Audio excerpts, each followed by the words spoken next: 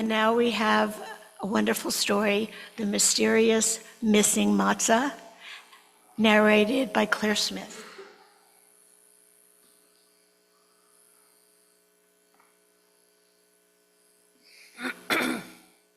Good morning. The story this morning is The Mysterious Missing Matzoh, written by Alan Katz and illustrated by Adam Auerbach. It started during the Passover Seder, the big meal that celebrates the first night of Passover. The Passover Seder is always a night of special traditions, special foods, and special time with family. Not long after the Cohen family had sat down, Grandpa Murray reached for the middle piece of matzah and broke it in two. He placed the smaller piece on the table, and the larger piece became the afikomen, which Grandpa Murray carefully wrapped in a napkin. Everyone knew what he was about to do. "It is now time for me to hide the afikomen. Where do you plan to hide it?" Simone asked him with a laugh. "Don't tell her, Grandpa," David said. "Simone always finds the afikomen, but this year I will. I've even made a map of where to look." Grandpa smiled. "Now cover your eyes, kids," he said, and when he was sure they weren't peeking, Grandpa went to the den. He placed the afikomen on a bookshelf, then took it back. "No, that's the first place they'll look," Grandpa said under his breath.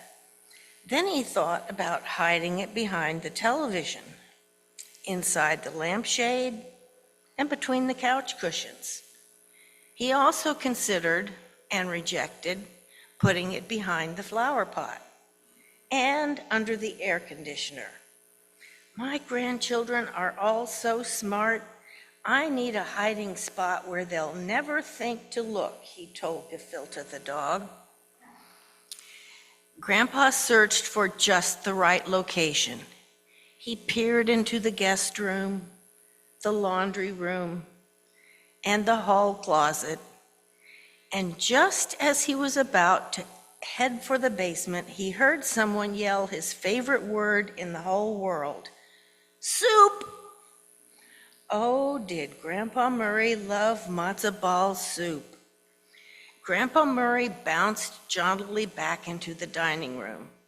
"Can we go look for the afikomen now, Grandpa?" David asked. "Yes, can we?" Nathan echoed. "Can we?" Andrew echoed the echo. "Not yet, my dear ones," Grandpa Murray told them. "First, we need to finish reading the Haggadah to continue telling the Passover story, and then we can eat all this wonderful food." And that's just what they did, although throughout the meal it was clear that the kids were excited to search for the afikomen. They each gobbled their dinner, then waited impatiently as Grandpa had a second helping of brisket, a third portion of string beans, and a fourth and fifth spoonful of broccoli. Then Grandpa wiped his mouth, burped, pushed back from the table, and said, "And now you may go." Nathan ran to the bookshelf. Simone looked inside the lampshade and behind the television. Andrew searched between the couch cushions. David looked behind the flower pot and even under the air conditioner. Andrew snuck outside and checked inside the doghouse. Nathan put a missing matzah poster on the Cohen family's mailbox. David followed his map and dug a hole in the backyard. He was convinced that Grandpa had buried the afikomen like a treasure chest. Simone searched the garage, the family's SUV, the barbecue grill, and then the next door neighbor's yard. The kids were looking everywhere they could imagine. "Please don't turn the house upside down," Grandma Norma said, sighing. "We won't, Grandma," Nathan promised. Exhausted, the kids returned to the dining room empty-handed. Grandpa Murray and the other adults had begun enjoying the desserts. In fact, Grandpa had already sampled 2 macaroons and 3 slices of flourless pie.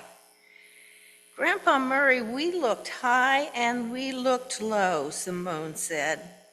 We looked up and we looked down, Andrew continued. We looked in and we looked out, Nathan added. But we didn't find the afikomen, David concluded. Where is it? They all shouted. Kids, I would like to tell you where the afikomen is hidden. Yes, Grandpa, tell us. Where? We need to know. Kids, well, I would like to tell you, Grandpa said, but I don't quite remember. You see, Grandpas forget things sometimes. But Murray, if we don't find it, we can't finish the Passover Seder, Grandma Norma said. I feel terrible, just terrible, Grandpa Murray said to those still in the dining room. I know I hid the afikomen somewhere, but I just can't remember where. Simone, Andrew, and Nathan frowned and stormed off to continue the search. David, who had stayed by Grandpa's side, patted him on the shoulder and said, That's okay, Grandpa. Really, it's fine. Grandpa Murray smiled. He smiled even wider when David gave him the biggest hug he'd ever received. And he smiled even wider than that when they both heard, crack. Oh no, were those your ribs? Grandma Norma asked with alarm. But fortunately, it wasn't Grandpa Murray's ribs. It was the afikomen, hidden inside Grandpa's jacket pocket. I found it, David cheered. Indeed you did, Grandpa laughed. The other kids came running in. Not fair, Andrew and Nathan said. Yeah, Simone added. David found something that was never really hidden in the first place. Oh, but it was hidden, Grandpa said. It was hidden in a very clever spot, if I do say so myself.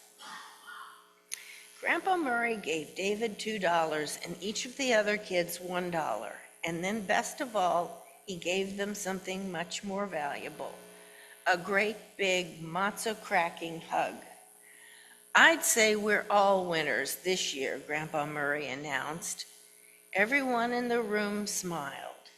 Then Grandpa followed tradition and gave everyone a piece of the afikomen. And now, my children, he said, let's finish the Seder by eating the afikomen. And that's just what they did. Happy Passover.